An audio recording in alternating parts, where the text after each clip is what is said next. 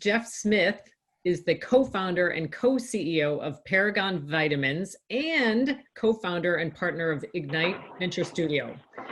Jeff's entrepreneurial journey launched after he retired from a long career at Johnson & Johnson. Jeff launched Paragon Vitamins, which uses a personalized combination of metabolic testing and an online assessment that detects nutrient imbalances and delivers custom vitamin packs designed just for you. I've actually just signed up. You got to check it out. It's unbelievable. Jeff is also co-founder and managing partner of Ignite Venture Studio and has lots to share about his learnings during COVID. Welcome, Jeff. Thanks, Andrea. Hey, Gary, how are you? Jeff, it's great to see you. I've enjoyed the fact that you've been on the line in the back studio room for several of our guests. So I'm going to start with a different kind of question than I normally do.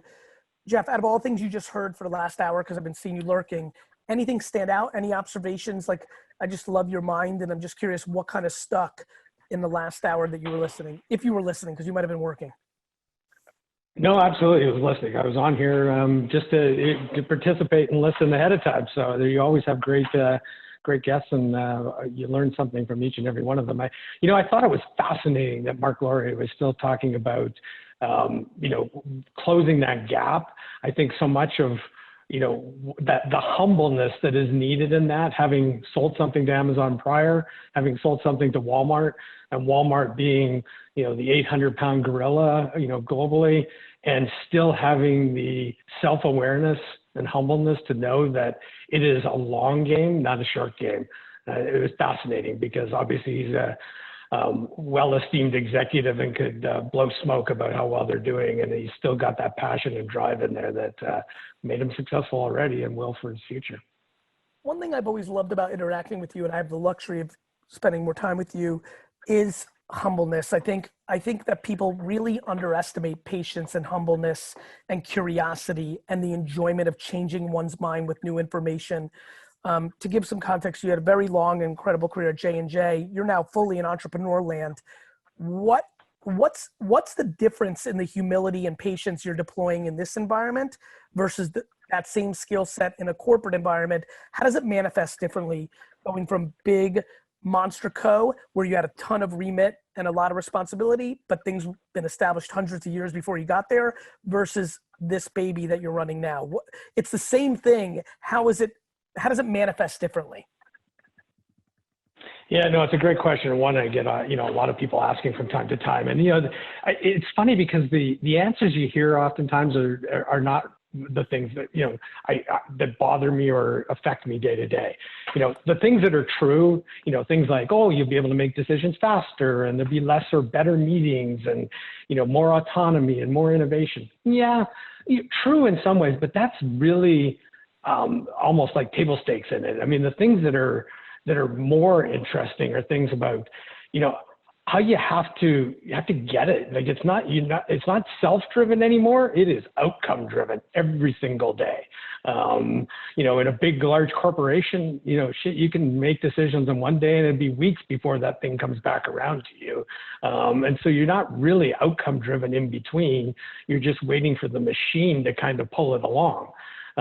It's lonely in some ways. I mean, lonely in the context of you're making lots of decisions every single day. You got a small team, but you often feel like, where's my village? The village is like a couple of us, and it's like, those types of things, like moving fast, taking something would take 2 to 3 months and bringing it down to 2 to 3 days is both scary on one hand that nobody tells you about going into big corporate entrepreneurship, but what makes it so fascinating and challenging to start over. And I really feel like I'm 24 again. Speaking of 24 again, we didn't create this context, so create the context because you're in a business with your daughter. And again, I am. I'm one of them. Yep. And one of the things that I'm trying to do here, I've said it 3 or 4 times, so clearly it's true, is try to hit as many different constituents that are listening. There are a lot of family businesses or a lot of family side hustles going on with the listeners of this show. What have you learned? Obviously a very near and dear, concept to me because it's been my career, family businesses with my dad, with my brother. What have you learned about yourself through being in business with your daughter? and what's been, kind of the highlights and the biggest challenges? Yourself, highlight, low light of this process. Yeah, well, I think first and foremost is how much more successful I could have been if I'd been just as smart and put together as my 29-year-old daughter is. So I was still wasting my time a little bit more back at that point. But one thing, I mean, that we didn't talk about in my background, but I grew up in sort of small towns across Western Canada, Canadian born and raised, and lost my father at the age of 24.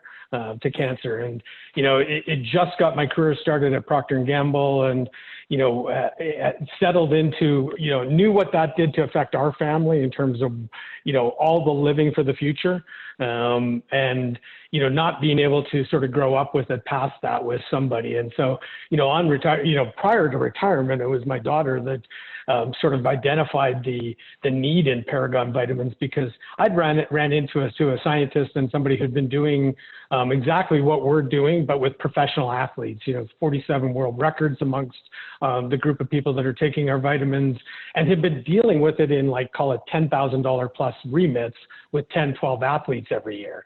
And my daughter was like, aren't we all everyday athletes?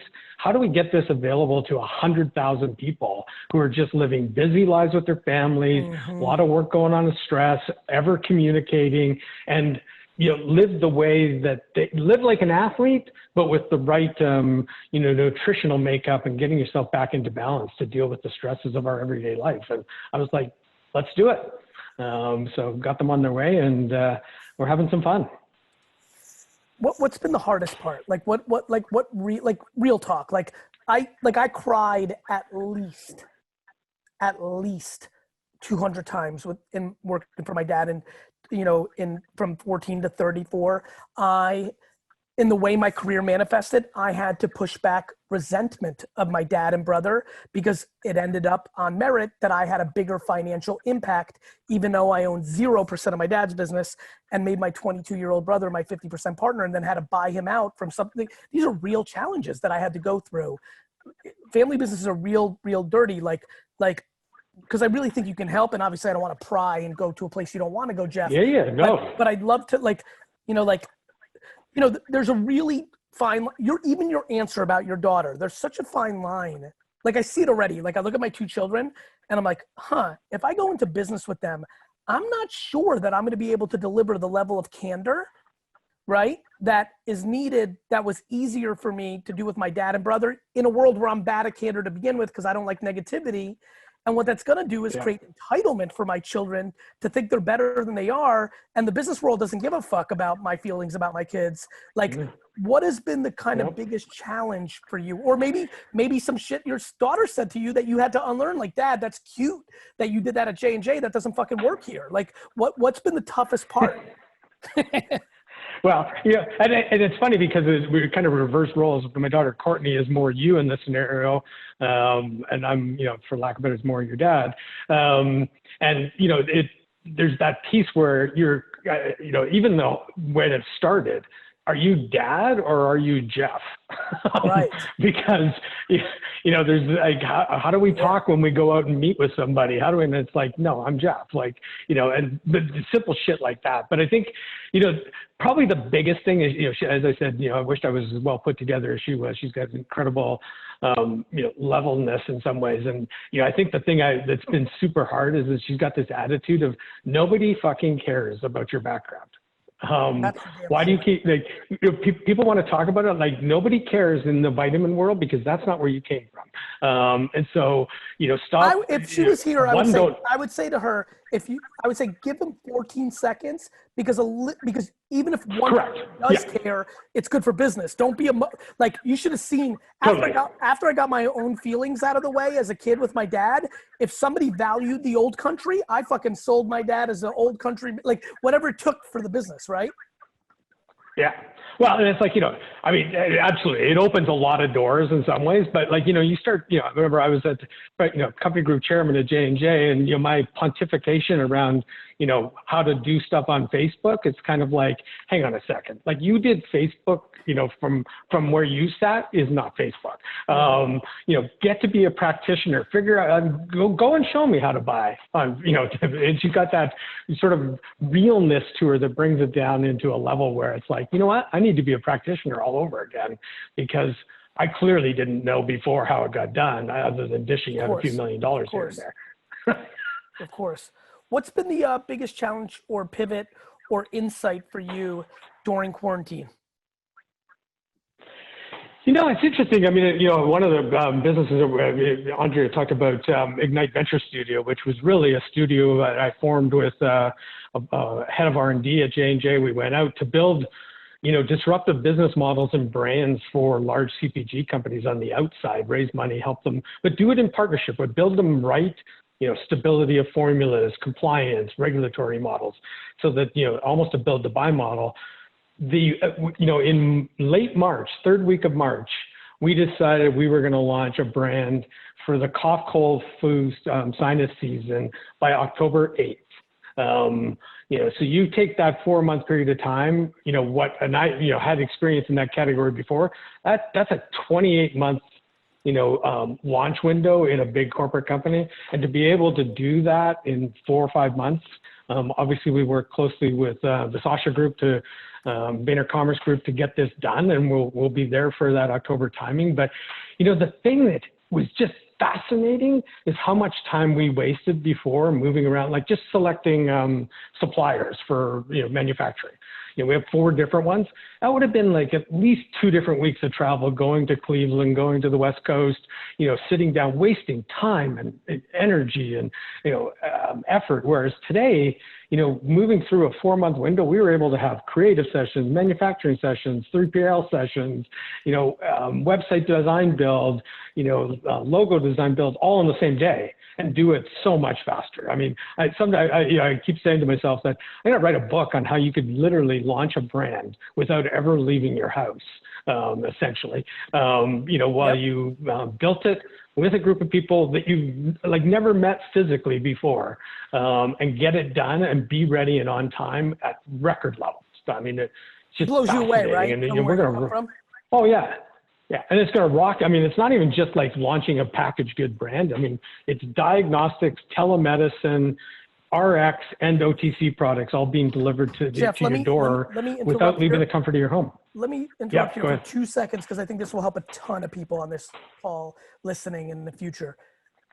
Why were you able, and in real talk, whether it's relationship with the CEO, how does somebody who's in year 10 at RB, Procter, J&J, Unilever, Coca-Cola, Pepsi, I was so taken aback by your ability to really push against the institutional thinking, but in a way that was productive, because I've seen a lot of versions of you burn out in those companies and then go to Google or Amazon. Give me 3 to 4 little real insights for the person that's listening right now, is 38, has locked in and said they want to be the CEO of Hershey, or at least a big player. What are some of the secrets or common themes that you saw work for you as you navigated and grew, but also worked for other people? And they did, what are 5 to 7 moves, I'll call them moves, that people should consider if they want to take it to the next level in a Fortune 500 company that might not be obvious?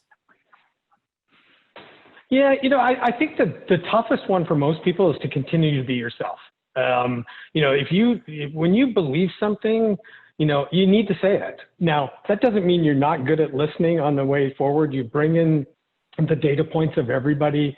You have to move quick on your feet, if you will, to encapsulate all that information coming in, but you still got to put your point of view out there, even if it's not liked, and stand for it. It doesn't mean that if you get overruled that you're not going to support the decision going forward, but too many people, particularly in that middle part of their career, shut their mouth to try and stay out of the fray so that they don't get noticed, if you will, as both in the bad, but by default, you don't even see the good in the person. And people don't project you to where you could run it, because it's almost like you don't have a point of view or a decision-making mindset. And so to me, that's the biggest one. Don't play, there's a fine line between playing the corporate game and just coasting through and hoping for the best, and playing it like you own it, and making the calls when you see it, call it when you see it, say it out loud, and believe in yourself. I mean, it's a practice. You got to keep, listening along the way. It's not just be a loudmouth in the organization, but, hear it, understand it, and play it back in a way that, makes everybody feel good. Jeff, the loudmouth in the organization, AKA the person that wants to be an ad age all the time, be on the circuit, be that person in the room. Do you feel that let me ask you a very interesting question I've been thinking a lot about. Can she or he win if they can back up the goods, or because that person in organizations I've known, as a guy who's very loudmouth, but also, didn't say a word to the world for 15 years until he felt he had it, and then kind of got loud because I was scared to not have the stake behind the loud. I've always looked at people that are loud in these companies and said, wow, 9 out of 10 of these people are just loud, and that's going to not work out. And sure enough, it's been true. They've had to go to different companies all the time. Can the loud mouth, AKA high energy, pushing the status quo, willing to go out there, hitting the circuit and getting some headlines, which is demonized at times, can that person win if they actually have the chops? Or do you think by nature that person puts too big of a bullseye, and even if they're great at their craft, they will eventually get caught? Thoughts on that? Yeah, I think it's a short game. I mean, you can definitely win. I mean, and you see lots of it happening all the time. I mean, win. It's impossible in my mind, though, to win every single time.